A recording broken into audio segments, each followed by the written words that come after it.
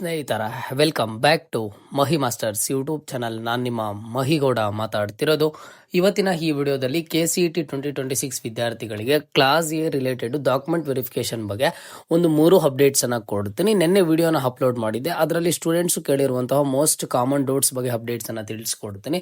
So students 2 doubts ಅನ್ನ ಕೇಳಿದ್ದಾರೆ. ಆ ಒಂದು 2 ಡೌಟ್ಸ್ ಬಗ್ಗೆನೂ ನಾನು ಇವತ್ತಿನ ಈ ವಿಡಿಯೋದಲ್ಲಿ ತಿಳಿಸ್ಕೊಡ್ತೀನಿ. ಅಂದ್ರೆ ನಿಮಗೆ ಡಾಕ್ಯುಮೆಂಟ್ ವೆರಿಫಿಕೇಶನ್ಗೆ ಲಾಸ್ಟ್ ಡೇಟ್ ಬಗ್ಗೆ ಒಂದು ಅಪ್ಡೇಟ್ ಅನ್ನ ಕೊಡ್ತೀನಿ. ಅಂಡ್ ನೆಕ್ಸ್ಟ್ ಸ್ಟೂಡೆಂಟ್ಸ್ ಕೇಳಿರುವಂತಹ 2 ಡೌಟ್ಸ್ ಏನಿದೆ ಸ್ಕ್ರೀನ್ ಮೇಲೆ ನೀವು ಅಬ್ಸರ್ವ್ ಮಾಡಬಹುದು. ಇದರ ಬಗ್ಗೆ ನಾನು ನಿಮಗೆ ಕಂಪ್ಲೀಟ್ ಅಪ್ಡೇಟ್ಸ್ ಅನ್ನ ಕೊಡ್ತೀನಿ. ಖಂಡಿತವಾಗ್ಲೂ ವಿಡಿಯೋ ಹೆಲ್ಪ್ಫುಲ್ ಆಗುತ್ತೆ. ವಿಡಿಯೋನ ಕಂಪ್ಲೀಟ್ ಆಗಿ ವಾಚ್ ಮಾಡಿ, ಹಾಗೆ ಚಾನಲ್ಗೆ ಲೈಕ್ ಸಬ್ಸ್ಕ್ರೈಬ್ ಅನ್ನ ಮಾಡ್ಕೊಳ್ಳಿ. ಮೊದಲಿಗೆ ನೋಡಿ, ನಿಮ್ಗೆಲ್ಲ ಗೊತ್ತಿರೋ ಹಾಗೆ ಕ್ಲಾಸ್ ಎ ವಿದ್ಯಾರ್ಥಿಗಳಿಗೆ ಸೊ ಯಾರ್ಯಾರೆಲ್ಲ ಹೋಗಿ ಕಾಲೇಜಸ್ ಅಲ್ಲಿ ಡಾಕ್ಯುಮೆಂಟ್ ವೆರಿಫಿಕೇಶನ್ ಅನ್ನ ಮಾಡಿಸ್ಬೇಕು ಅಂತ ಹೇಳಿ ನಾನು ನಿಮ್ಗೆ ನಿನ್ನೆ ವಿಡಿಯೋನ ಅಪ್ಲೋಡ್ ಮಾಡಿದ್ದೀನಿ. ಸೊ ಹೋಗಿ ವಿಡಿಯೋನ ವಾಚ್ ಮಾಡಿ. ವಿಡಿಯೋ ಲಿಂಕು ಸಹ ಡಿಸ್ಕ್ರಿಪ್ಷನ್ ಅಲ್ಲಿ ಪ್ರೊವೈಡ್ ಮಾಡಿರ್ತೀನಿ.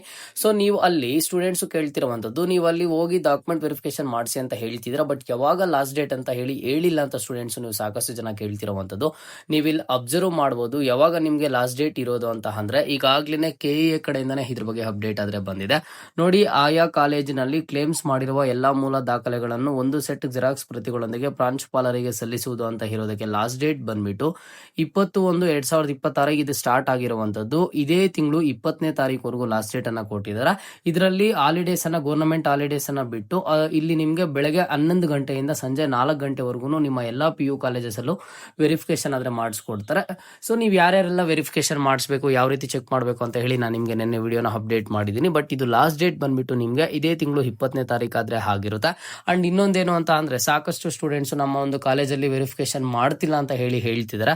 ಸೊ ಹೋಗಿ ನಿಮ್ಮ ಒಂದು ಕಾಲೇಜ್ ಪ್ರಿನ್ಸಿಪಾಲ್ ಅನ್ನ ಕೇಳಿ, ಅವರೇ ಹೇಳ್ತಾರೆ. ಈಗ ಏನಾದ್ರೂ ನಿಮ್ಮ ಒಂದು ಕಾಲೇಜಲ್ಲಿ ವೆರಿಫಿಕೇಶನ್ ಮಾಡಿಲ್ಲ ಅಂತಂದ್ರೆ ಬೇರೆ ಯಾವುದೋ ಗೌರ್ಮೆಂಟ್ ಕಾಲೇಜಲ್ಲಿ ಮಾಡಿಸ್ಬೇಕು ಅಂತ ಹೇಳಿರ್ತಾರೆ, ಅಲ್ಲಿ ಹೋಗಿ ನೀವು ಮಾಡಿಸ್ಕೋಬಹುದು. ಫಸ್ಟ್ ಹೋಗಿ ನೀವು ನಿಮ್ಮ ಒಂದು ರೆಸ್ಪೆಕ್ಟಿವ್ PU ಕಾಲೇಜಲ್ಲಿ ಆದ್ರೆ ಕೇಳಿ, ನಾನು ಈ ರೀತಿ ವೆರಿಫಿಕೇಶನ್ ಆದ್ರೆ ಮಾಡಿಸ್ಬೇಕು ಅಂತ ಹೇಳ್ಬಿಟ್ಟು.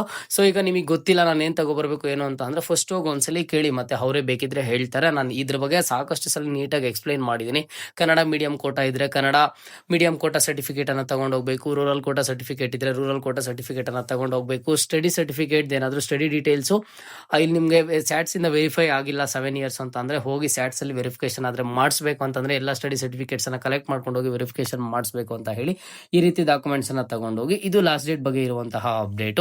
ಈಗ ಸ್ಟೂಡೆಂಟ್ಸ್ ಕೇಳಿರುವಂತಹ 2 ಡೌಟ್ಸ್ ಬಗ್ಗೆ ನಾನು ನಿಮಗೆ ತಿಳಿಸ್ಕೊಡ್ತೀನಿ. ನೋಡಿ, ಇಲ್ಲಿ ಸ್ಟೂಡೆಂಟ್ಸ್ ಕೇಳ್ತಿದ್ದಾರೆ, hello sir, I came under Kannada medium quota but in my final KCET copy all 10 Kannada medium certificates are verified but not claimed sir, what can I do ಅಂತ ಇಲ್ಲಿ ಸ್ಟೂಡೆಂಟ್ಸ್ ಅದೇ ಕೇಳ್ತಿರುವಂತದ್ದು.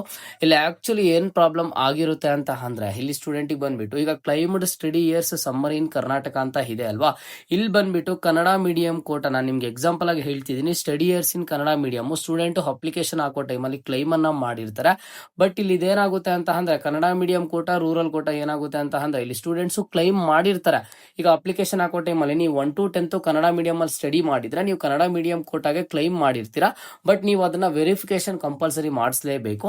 ಈಗ ನಿಮ್ದು ಕ್ಲೈಮ್ ಆಗಿದೆ, ವೆರಿಫೈ ಆಗಿಲ್ಲ ಅಂತ ಅಂದ್ರೆ ಕನ್ನಡ ಮೀಡಿಯಂ ಕೋಟಾ ನೀವು ಈ ರೀತಿ ಅಪ್ಲಿಕೇಶನ್ ಅಲ್ಲಿ ಚೆಕ್ ಮಾಡಿದಾಗ ಕನ್ನಡ ಮೀಡಿಯಂ ಕೋಟಾದು ಸರ್ಟಿಫಿಕೇಟ್ ಆದ್ರೆ ಸಿಗುತ್ತೆ. ಸೊ ಆ ಒಂದು ಸರ್ಟಿಫಿಕೇಟ್ ಅನ್ನ ತಗೊಂಡು ನೀವು ಎಲ್ಲ ಅದಕ್ಕೆ ಏನೇನೆಲ್ಲ ಫಿಲ್ ಮಾಡಬೇಕು ಎಲ್ಲ ಫಿಲ್ ಮಾಡಿ BEO ಹತ್ರ ಸಿಗ್ನೇಚರ್ ಅನ್ನ ಮಾಡಿಸ್ಕೊಂಡು ತಗೊಂಡೋಗಿ ನಿಮ್ಮ ರೆಸ್ಪೆಕ್ಟಿವ್ PU ಕಾಲೇಜಲ್ಲಿ ಕೊಟ್ಟಿದ್ದೀರಾ ಅಂತ ಅಂದ್ರೆ ಅಲ್ಲಿ ಬಂದ್ಬಿಟ್ಟು ನಿಮ್ಗೆ ವೆರಿಫಿಕೇಶನ್ ಆದ್ರೆ ಕನ್ನಡ ಮೀಡಿಯಂದು ವೆರಿಫಿಕೇಶನ್ ಆದ್ರೆ ಮುಗಿಯುತ್ತೆ.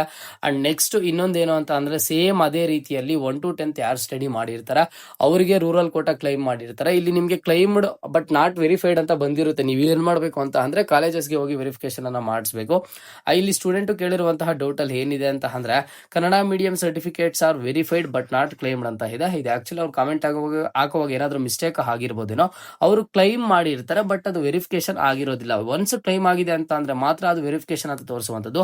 ಈ ರಿಮಾರ್ಕ್ಸ್ ಅಲ್ಲಿ ನಿಮ್ದು ಯಾವ್ದಾವ್ದೆಲ್ಲ ನಾಟ್ ವೆರಿಫೈಡ್ ಅಂತ ಇದೆ, ನಾಟ್ ಕ್ಲೈಮ್ಡ್ ಅಂತ ಇರುವಂತದನ್ನ ನೀವು ಬಿಟ್ಬಿಡಿ, ಅದಕ್ಕೂ ನಿಮಗೆ ಸಂಬಂಧ ಇಲ್ಲ. ಇಲ್ಲಿ ಯಾವ್ದಾದ್ರೆ ಕ್ಲೈಮ್ಡ್ ಅಂಡ್ ನಾಟ್ ವೆರಿಫೈಡ್ ಅಂತ ಇರುತ್ತೋ ಅದನ್ನ ನೀವು ಹೋಗಿ ವೆರಿಫಿಕೇಶನ್ ಆದ್ರೆ ಮಾಡಿಸ್ಬೇಕು. ಸ್ಯಾಟ್ಸ್ ವೆರಿಫೈಡ್ ಅಂತ ಇಲ್ಲಿ ಬಂದಿದೆ ಅಂತಂದ್ರೆ ನೀವು ಮತ್ತೆ ಅದನ್ನ ವೆರಿಫಿಕೇಶನ್ ಮಾಡಿಸುವಂತಹ ಅವಶ್ಯಕತೆ ಆದ್ರೆ ಇಲ್ಲ, ಓಕೆನಾ. ಅಂಡ್ ಇನ್ನೊಂದೇನು ಅಂತ ಅಂದ್ರೆ, ಇಲ್ಲಿ ಸ್ಟೂಡೆಂಟ್ಸ್ ಕೇಳ್ತಿರುವಂತದ್ದು ನೋಡಿ, ಐ ಆಮ್ ಡ್ರಾಪರ್, ನನ್ನ ಡಾಕ್ಯುಮೆಂಟ್ಸ್ ಎಲ್ಲ ಕ್ಲೈಮ್ಡ್ ಅಂಡ್ ವೆರಿಫೈಡ್ ಅಂತ ಬಂದಿದೆ, ಆದ್ರೆ ನಾನು ಕಾಲೇಜ್ಗೆ ವೆರಿಫೈ ಮಾಡ್ಸಕ್ಕೆ ಹೋಗಿಲ್ಲ, ಪ್ರೀವಿಯಸ್ ಇಯರ್ ಮಾಡಿಸಿದೆ, ಮತ್ತೆ ಈ ವರ್ಷ ವೆರಿಫೈ ಮಾಡಿಸ್ಬೇಕಾ, ಮತ್ತೆ ಕ್ಲೈಮ್ 12 ವೆರಿಫೈಡ್ 11 ಅಂತ ತೋರಿಸಿದೆ ಅಂತ ಸ್ಟೂಡೆಂಟ್ ಕೇಳ್ತಿರುವಂತದ್ದು. ಈಗಾಗ್ಲೇ ನಿಮ್ದು last year document verification complete ಆಗಿರೋದ್ರಿಂದ ನೀವೇನೇನೆಲ್ಲ ಕ್ಲೈಮ್ ಮಾಡಿದೀರಾ, ಲಾಸ್ಟ್ ಇಯರ್ ಏನ್ ಕ್ಲೈಮ್ ಮಾಡಿರ್ತೀರಾ ಇದೇ ವರ್ಷನೂ ಅದೇ ಕ್ಲೈಮ್ ಮಾಡಿರ್ತೀರಾ.